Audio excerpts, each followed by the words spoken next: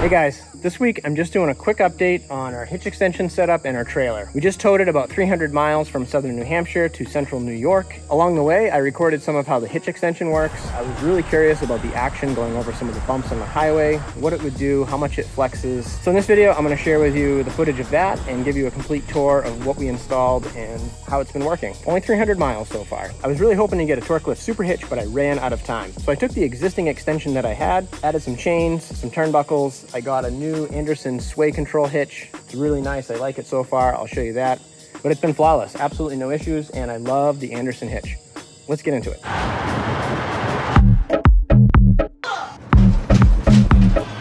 All right, so we have our 6.5 foot by 14 foot trailer, partially renovated. There's another video that I did about that, and I'll leave a link to it. I think it's going to be up there. Underneath the truck, I had our original hitch extension that I use for our bikes. It's a 34-inch Curt hitch extension. I'll leave a link to it in the description. We've had it for 60,000 miles hauling the bike rack around. It's good for 34 inches right here or 24 inches right there. And they have different weight ratings. I believe with what we have right now, it's good for 400 pounds, 450 pounds, something along those lines. Up to 700 pounds with the weight distribution. And this whole trailer, I think at this point, is just under 3,000 pounds. So it's still pretty light. These are grade 70 chains. I found them at Harbor Freight, and they were much cheaper to buy a set of chains than it was to buy individual chain by the foot. So I did that. I got some bolt cutters and I cut it. I would say the hardest part about attaching this was figuring out how to attach it to the truck. And I used my torque lift tie downs to do that. All I did was wrap it around my tie down mount like this. And I hooked it on this plate right here. Same thing on this side, same setup, very strong. I like it so far. I left a little bit of additional chain length in case I want to adjust how all of this works. I have these turnbuckles. I got these at Tractor Supply. This is the hitch extension. I have my original locking pin. I had a little bit more difficulty finding a hitch stabilizer. This is like Trimax. It's the only one I could find that would fit on my hitch. Found it on Amazon. The reviews were pretty good, except they did say this plating on this shaft here galls up, and it does gall. Once you start getting it tight, it flakes off and galls up. But it stayed tight. We're good to go. I added these safety chains for legality purposes. I realized that some people say that all you need is the stabilizer chains. But in reading all of the literature on it, every component, brake strength has to be rated at or above what the trailer load is. And these were not up to it. Brake strength on these was only like 5,000 pounds, and the trailer's rated for 6,000, so I decided to add extra safety chains. Of course, these quick links make it really easy to remove it when I want to take the hitch off. So for this, all I would have to do is loosen the turnbuckles, unhook this, loosen this, and take the quick links out, and I can pull the hitch right out, no problem. I also decided to keep my original mud flap set up because it's going to help deflect some rocks and water and road slime from the trailer. Turnbuckles come up here. They pin right here. Once I got this fully loaded with weight, it brought the hitch extension down a little bit, so I tightened these up. They're not super tight, but they're pretty firm. I added a hitch tightener here, and of course the extension for the 7-pin. The metal bracket came with the hitch extension, and I just had to buy this 3-foot 7-pin wire adapter or extension. That just runs all along here and plugs into the truck like normal. I zip tied all of my chains to keep them quiet so that bouncing down the road, it doesn't really make any noise.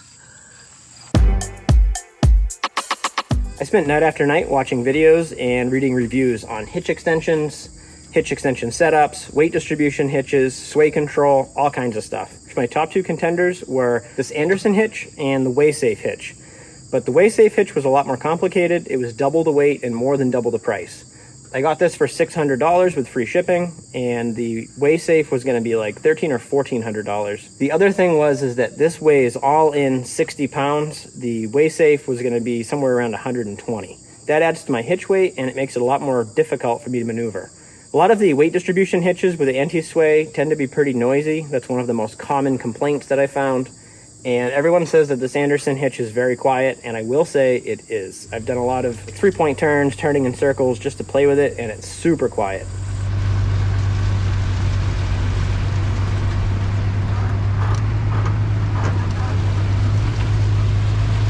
I'm not going to cover how this hitch works in the video because it's a little different than most weight distribution hitches, but I think it's something you guys should check out if you need something like this. It's very simple. You can use it like a regular tow ball if you need to. This bottom plate right here comes off, so the entire weight distribution system is contained here, and all of this can stay. All I would have to do is use the special socket that they send you, loosen this until the chains are loose, you drop this pin out, this plate comes off, and then you're free to drive off. So I found it to be a much simpler setup. The only complaint that I could find is that over time, there's something in here called a friction cone. You gotta keep an eye on it. It will wear out eventually, and they'll send you a free one. They're lifetime warranty on the friction cones, but if you let it go for thousands of miles and never service it, then eventually you're gonna wear through that friction cone and you can damage the internals of this. I did have to relocate my propane tank mount to get these brackets in. I moved it back about 3 inches. These fit perfectly, and then I just cut the bottom out here. I'm gonna be ordering a locking pin for this, just for safety, and then once we have the trailer parked, I'll get one of those, I don't know what you call it, a hitch lock that clamps over this. The other great thing about these Anderson hitches, they're greaseless. So I actually had to clean all the grease out of this just to keep it clean. The way this whole system works is the ball moves with the hitch. So as this twists, there's no friction inside. So they recommend not putting any grease on it, because if the grease drips down inside this friction cone, it'll reduce the friction and will also reduce the amount of sway control that you have. For all of you engineers out there, I have a question. I think it's simple math, but I'm wondering what kind of leverage this setup puts on the actual tow hitch. I'm gonna try to take some measurements and explain what I'm talking about. Okay, so I just measured it from the ball to the pin is 43 inches. From the pin back to the center line of this hitch is about another 3 inches. So let's say 46 inches from the ball to the center line of this hitch. And then we also have up to the frame mount. Well, it's not this way. We would need to measure like this. Yeah, about 9 inches center to center. The total length of the lever would be like 56 inches. I'm gonna pause the video and do a little math. So if that's like 55, 56 inches, that's 4.6 feet.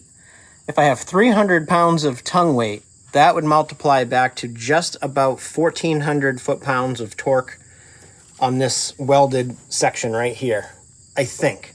That's about 1,400 foot-pounds of torque at rest. This is a 20,000 pound factory hitch. It's rated for 2,000 pounds of tongue weight. So I'm still within spec on all this, but it still blows my mind at how strong steel is. So anyways, I just find all the mechanics of it kind of mind-blowing. I also have this feeling while I'm driving down the road, watching everything move and bounce, especially on those huge bridge undulations, that the loading forces on that whole hitch extension are absolutely massive. So if I have 300 pounds of tongue weight bouncing up and down over bridges and things like that, I wonder what the shock load is in terms of foot-pounds or whatever coming through this hitch. It's obviously a reliable setup. People do it all the time. So I'm just curious, if anyone knows the engineering side of that, please let me know down in the comments. 300 miles in, it hasn't moved, nothing's loosened. I checked every 50 miles or so because I got out to change the camera around and things like that, and it's been working flawlessly. So knock on steel. We left our friend's house about an hour ago, and we're driving west again. We're actually headed towards Cedar Point Amusement Park, and it's really windy today. We have some pretty heavy crosswinds, and this is my first opportunity to drive in traffic on the highway with crosswinds to kind of test out the sway control of the trailer. And I gotta say, it's perfect. It doesn't do anything. I watch it on the camera. Even when the truck's getting pushed side to side, I'm not noticing any sway, and I'm not noticing, I don't feel like the trailer is trying to push the truck around, which is great. I've never actually been to a CAT scale because I've been a little intimidated. There's usually a big long line, and I had no idea how to use it. So I Googled it last night laying in bed, and I guess they have an app now. So in about 28 minutes, I'm gonna be trying that out, so that's gonna be next. We're at a Flying J now, and I'm in the wrong parking lot, but we're moving over to the side that has the scales. I got my app up, and it looks like all you have to do is just type in the scale number you're at. All right, we're gonna wait our turn.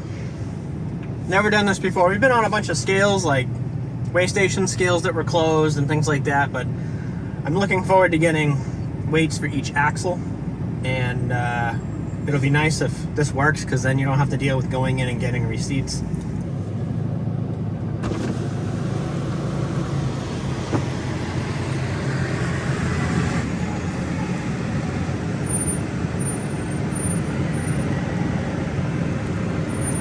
All right, I'm all lined up, so I'm gonna do 1484, accept, enter a tractor number. We're number 1 and we're trailer number 1. Yep, 13 bucks.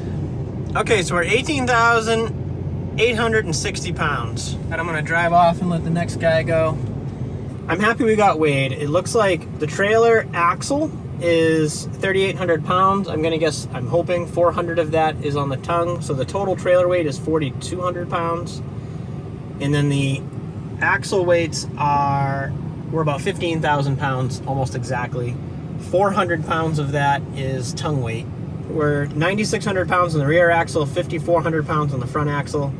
And our total weight is 18,800 pounds. We're actually a little heavier than I expected. I'm wondering how much the trailer weighs without all of our stuff in it, because we didn't put a ton in there, but I guess it adds up over time. And he built walls, shelving. Yep. Shelving. Plus we're full of water. The back seat's completely empty now. All that got moved to the trailer. I don't know. I mean, my feeling was that we probably moved at least 1,000 pounds to the trailer. Factory weight on the trailer was like 2,200 pounds, something like that. Anyways, at least we have this number now. Once we get to a place where we can disconnect the trailer, then we can weigh just the truck and we can do a little bit more math. Back to the rest of the video. I just wanted to throw that in there since we were driving and I haven't actually finished the video yet, so cool. Now I'll take you in the trailer and show you what we have. We did the other video on this, but of course we finished packing and we kind of just jammed a lot of stuff in here. I got my basic tools. We got some things packed away up in there. Some miscellaneous items got shoved in the sink at the last minute. This is the chain that I got from Harbor Freight. It's a Hallmaster 60667. It's a grade 70, it's 5/16, and it has a 4,700 pound working load. So your brake strength on that should be roughly triple. Nearly 15,000 pounds brake strength on that. It's nothing great, but this was 20 feet with the hooks for 50 bucks. It was way cheaper than most of the other chains that I could find, and it's just as good. Underneath here, we have our tailgate for the truck. This is all the stuff out of the camper. I had to remove the stairs just so that we didn't have any interference while turning. This is all the stuff we had at my sister's house. A fan, that box, a couple of these boxes, and then some quilts, an old cooler, little travel bag, and these are the cushions for the camper. Not really a whole lot of stuff. And once I get rid of this and we kind of organize some of this stuff, we're gonna have more space. This entire top bunk is just stuff from the truck. It's mostly sleeping bags and backpacks. These water jugs are empty. These are our chairs. Got my Starlink strapped down right here. The tools that I had in my truck are now under the bed. And I installed these little wooden rails to keep them in place. A couple ratchet straps. Good to go. So up on the roof, I strapped down our ladder for the camper and the torque lift tie-down relocation brackets. I didn't need them anymore, but I don't want to throw them away. I'd like to sell them at some point if you guys are interested in it. I forget the part number. It's like part number 7003 or 7002. I only used them for about a year. They're in perfect shape. I painted them. They look nice. I am interested in selling those, so if you guys would like them, let me know. That's just a quick tour of our setup, and it's working pretty well. If anything goes wrong, I'll certainly let you know. If you have any questions, leave them down in the comments. And if any of you can correct my math on the torque figures for that hitch extension, that's a pretty long lever. I'd love to know. I don't really know what the formula would be to figure that out exactly. I think that's everything. I know it's just a quick tour. If you guys have any questions about specifics, let me know, and I'd be happy to make another video going into more depth about one particular topic. So anyways, that's all I got for you for now. Thank you for watching, and I'll see you in the next video. Bye.